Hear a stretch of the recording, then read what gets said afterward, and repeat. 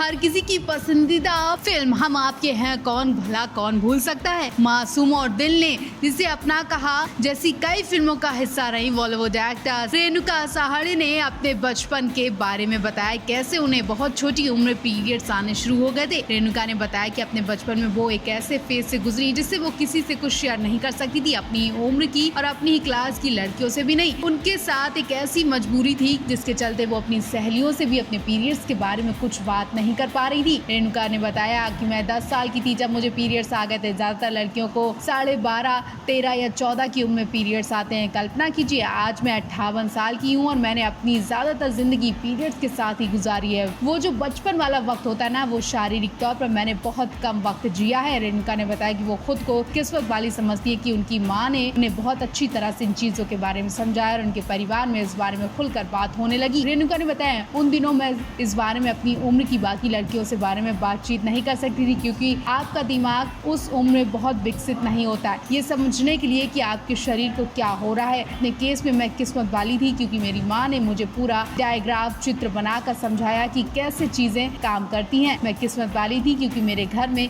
इन चीजों को लेकर बहुत खुलकर चर्चा होती थी।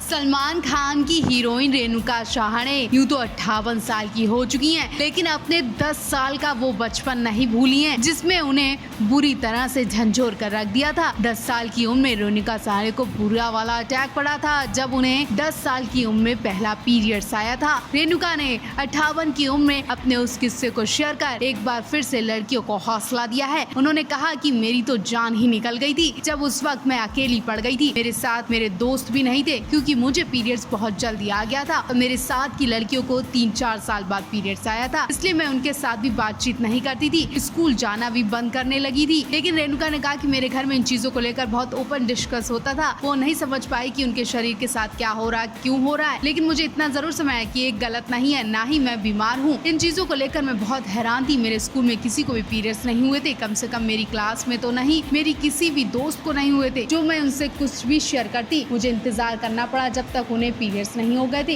रेणुका ने बताया कि उनकी दोस्तों को पीरियड्स उनके 3 साल लेट हुए। इस पूरे वक्त के दौरान वो बहुत अकेला महसूस करती थी। उन्होंने कहा कि आपको लगता है कि आप इन चीजों के बारे में किसी से बात नहीं कर सकती। किस्मत में मैं अपनी माँ से इस बारे में बात कर सकती थी, लेकिन मनोवैज्ञानिक तौर पर आपके ऊपर इन चीजों का फर्क पड़ता है। इस बात से भी कि आप दूसरों से बड़ी हो रही हैं, उस नजरिए से जिसे कोई नहीं जानता। स्कूल में कोई भी नहीं इस बारे में बात कर रहा था।